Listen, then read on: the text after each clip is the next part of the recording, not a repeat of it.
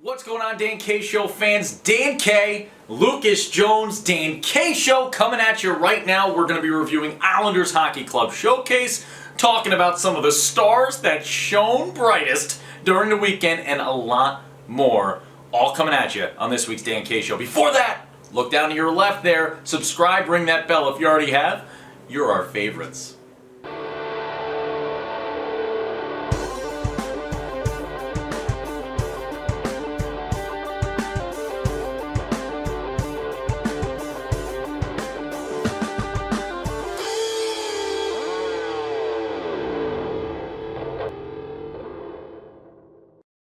Alright, hockey fans, we are ready to get this thing started. A long weekend up in Massachusetts. It even snowed for us. It's time for Dan K's 3 things. Thing number 1, hot dogs. 20 of them. If you've watched the show all year long, you know that Dan K has said to Lucas, to producer land, to a lot of people, that he could qualify for the Nathan hot dog eating contest. He had to eat 19 and a half hot dogs to do so. So I will be trying to eat 20 on next week's show. You'll have to tune in. That's our Thanksgiving special. Thing number 2, Jersey Hitmen, Boston Junior Bruins, a battle royale at the NCDC level, a shootout win, an overtime win. The Hitmen eking out 4 points from a tough, hard-fought weekend with the Boston Junior Bruins. Watch out for them. Thing number 3, 3rd, 4th, and 5th in the NCDC. You know how much they're separated by? 0 points. Each with 28 points. The Northern Cyclones, the Connecticut Junior Rangers, the Powell Junior Islanders. I'll tell you what, you could flip a coin right now, and, well, you couldn't flip a coin, there's 3 options. You could flip a 3-sided coin right now, a triangle, and you could land on any side, and I'd be happy with that pick. I would go into a battle with any of those 3 teams, man. They are ready to go, and we are ready to go. But before we get started, I look to my left, my left-hand man, my consigliere, mon frère, my brother from another mother, or frère from another mother, or mayor, as they say in en français. It's Lucas Jones, and we've got a big NCDC announcement for next year that I'm going to let you break. Are going to be the new mascot might be the junior hockey version of Gritty, because the Philadelphia Hockey Club will be getting an NCDC team next season, and damn, that is huge. Yep, the Philadelphia Hockey Club has purchased the rights to an NCDC squad. They will be the Philadelphia Hockey Club's NCDC level. A lot of great stuff coming out of the organization early in this process, talking about how they want to use the Premier, use their youth levels to really feed up to this NCDC, which, Lucas, is what this model is all about and why it is the most successful model in the country. Exactly, and there's a lot of good hockey down there. The Philadelphia Hockey Club has shown us that they've got a lot of talent to make it happen. They've got the depth. First-year NCDC teams have had a good track record, Dan. First with the New Hampshire Junior Monarchs, then with the Twin City Thunder. So the Philadelphia Hockey Club will be following in some big footsteps. They'll have big shoes to fill, I think, as the newcomers, but I think things are going to go well for them. Yeah, and I love the fact that the league stretches a little further south here. I think that helps widen that footprint. Again, you're already in the backyard of college hockey, right, with the NCDC. It's the whole point of it. You are in the mecca of college hockey playing right now. You extend it a little further south, it allows a little further look, a little better footprint here. You're going to have 3 Jersey squads now, which I'm not going to complain about because our studios are based out of Jersey. The Hitmen, the Rockets, and the Philadelphia Hockey Club. Who do you think becomes the Philadelphia Hockey Club's biggest rival? I think it's the Rockets. I think it's going to end up being the Rockets. Although, you know what would be interesting? And maybe it's my own personal bias here. Wouldn't it be funny if the big rivalry turns into something like Twin City Thunder and Philadelphia Hockey Club? Oh. 2 teams separated by like 8 hours of traffic. I will tell you this though, Philadelphia Hockey Club, when you do make that trip up to Maine, hit us up. We're big Maine guys. We know all the good stops to make that trip a little more fun for you, but I think it's going to be a lot of fun. We're basically honorary Mainers at this point up there in the Twin Cities, but you look down at this Philadelphia Hockey Club team, now the work starts, right? This is it. The announcements come out, everyone knows it's happening. Hockey players across the country are flocking to Philly for an opportunity to play Tier 2 level hockey. And Lucas, what is your first step here? If you're putting this thing together, you're looking to put together the squad, what's step 1? Goaltender. Step 1's a goaltender, Dan. I mean, that is absolutely number 1 for me. I think a lot of other people as well. We've seen good programs that can rely heavily on a good goaltender. once you get those offensive legs under you, things can start moving. But we've seen that it does take a few games. It takes a little bit to get that offense moving, to get them gelled. The guys have to start learning the tendencies, and you can practice all you want, but there's nothing quite like that real game experience to get things moving. So if you have a good goaltender, and then you fill in with your defensemen, you can let the forwards work a little bit more. You can give them a couple of games to get the feel for it. And then, once your forwards get gelled and your offense starts moving, you've already got good goaltending and good defense, and that's what propels you towards that Dineen Cup. This is the only tuition-free team in the greater Philadelphia region. Get out, check out the Philadelphia Hockey Club team right now. Go to www.usphl.com for more. An awesome article came out of the league office there about this new squad. Congratulations to everybody with the Philadelphia Hockey Club. Remember, you got 2 broadcasters within state lines that are happy to work with you guys with helping to launch this thing, and I think we could make Hockey TV look pretty cool with it. So make sure to reach out to the Dan K Show as well, Philadelphia Hockey Club. Congratulations again. We'll be back with some Islanders Hockey Club discussion. Let's talk about our top 5 storylines after a busy weekend in North Andover. You are watching The Dan K Show. Everything USPHL. From the NCDC to the Premier and Elite Leagues. The Dan K Show with Dan K and Lucas Jones. All right, already a great discussion under our belts here about the Philadelphia Hockey Club. Now, let's jump to the Islanders Hockey Club showcase that just took place in North Andover, Massachusetts. The Dan K Show had a 6 broadcast schedule. 3 of those games were FREE free on Hockey TV. Thank you again to the folks from Hockey TV for that. Lucas, hundreds of games played. Ice aplenty, skaters all over the ice, skaters all over the place. I think you were able to boil it down to, let's say, 5 top performances. These are the 5 top team performances from the Islanders Hockey Club showcase. Lucas, lead us off. Well, Dan, let's start off in the elite here, because I think I'm going to throw you a little curveball in terms of the elite division. I do want to highlight the Florida Eels, who had, I think, a great weekend at the Islanders Hockey Club showcase. Now, they went 2-2. Yeah. But they beat Hampton Roads and they beat the Northern Cyclones. 2 big wins. These are huge, huge wins for a Florida program that continues to impress and I think has some Nationals hopes written all over them. But the second storyline, Dan, is the rest of the elite division. Holy cow. What an entertaining brand of hockey the elite division sent our way. We had overtime games. We had shootouts. We had a whole bunch of goal scorers. And at the end of the day, getting to meet a lot of new players in the elite division, Dan, you can talk about it because you end up doing those star of the game interviews. Just how much fun was the elite this weekend? The elite was absolutely stellar action all weekend long. And one of the big things that I want to point out was what I call the biggest upset of the year in junior hockey. And it's not from lack of ability on this side. It's from the youth movement in Charleston with the Charleston Colonials elite squad. 2-14 coming into a matchup with the 13-2 Northern Cyclones, who were number 3 in our power rankings. I argued for them to be as high as number 1 at times during our process going through the last power rankings. This Colonial side not only battled them to the end, they beat them in overtime. Matteo Romita was my call on the game-winning overtime goal. It was a little ode to Matteau. Tried to throw that one out for you Ranger fans out there last time we were good. But it was such a fun weekend, so many stellar performances, net minding aplenty. We're going to talk about that in a bit with some of the players that we saw on the ice. But first, I want to jump back in. Lucas, you have 3, 4, and 5 in those top 5 performers. They're from the Premier. Let's hear them.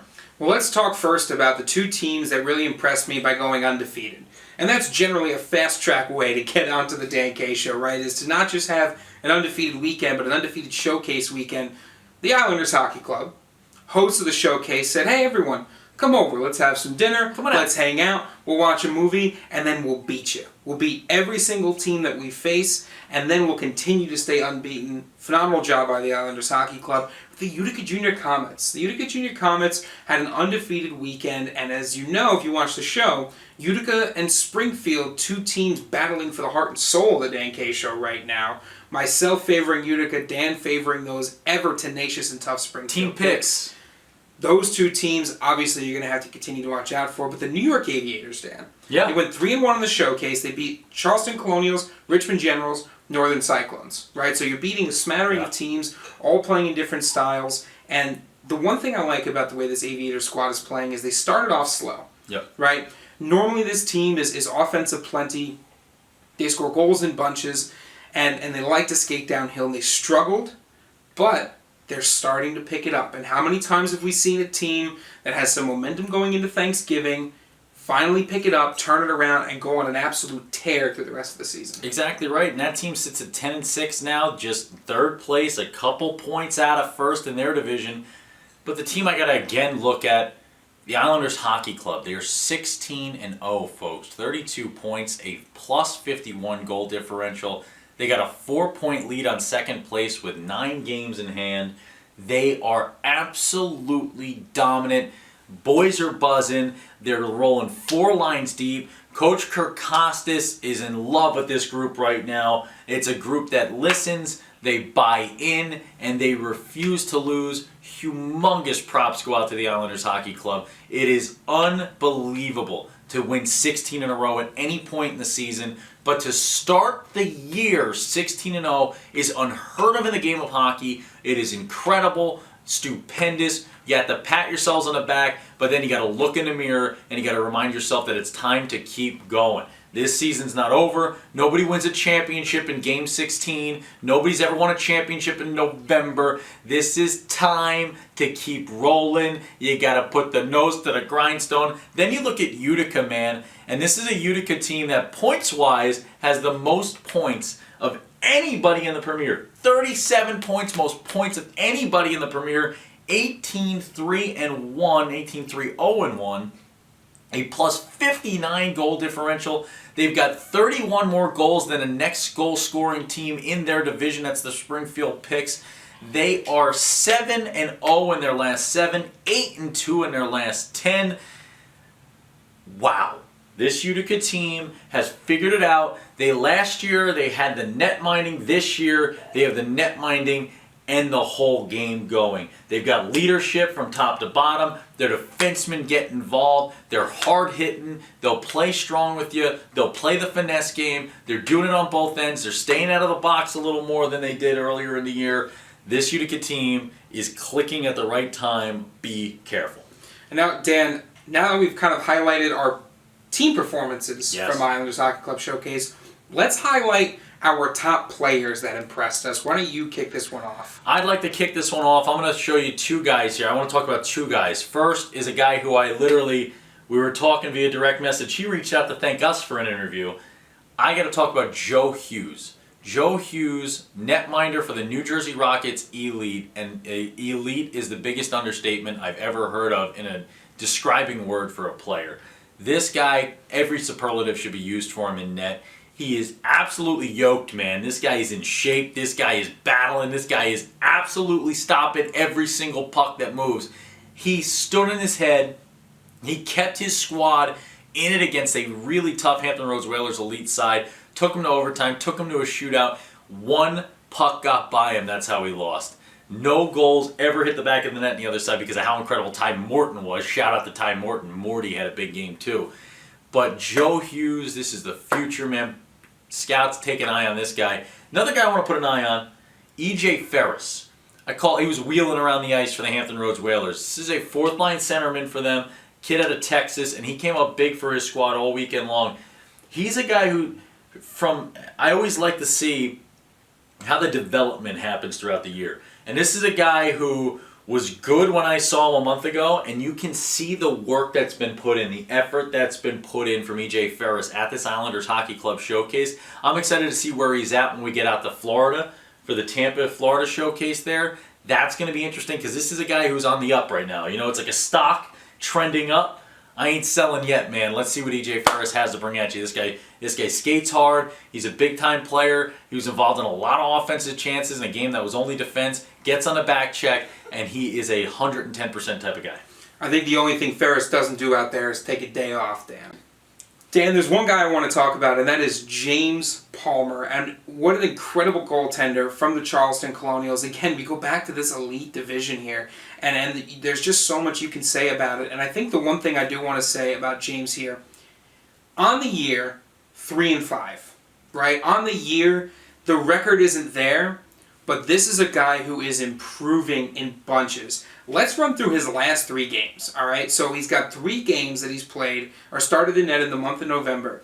His first game, a .923 save percentage. His second game, a .934 save percentage. And his last game, a .975 save percentage. He has faced an average, Dan, of 52 shots per game in his last 3 games, and his save percentage is hovering around .94. And .94 hits that mark that we kind of said of like, this is where it is. If you're up here, you are an elite goaltender, so I wanted to highlight James. I also want to highlight Bryce DeFazio.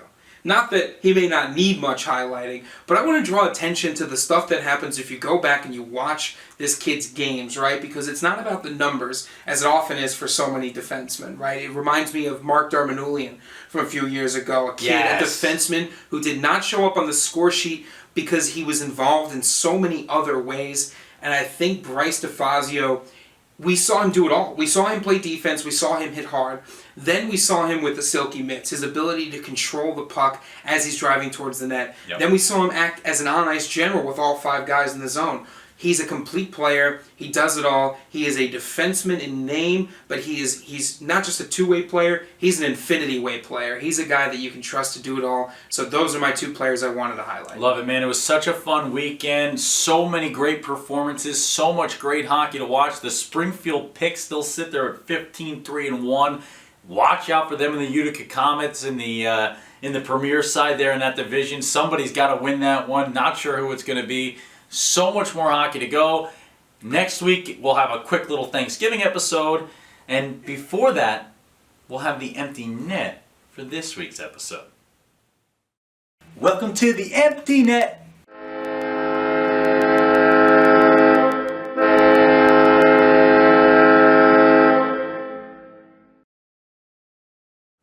Welcome to the empty net, the point of the show where we talk to you, the fan, you, the folks at home.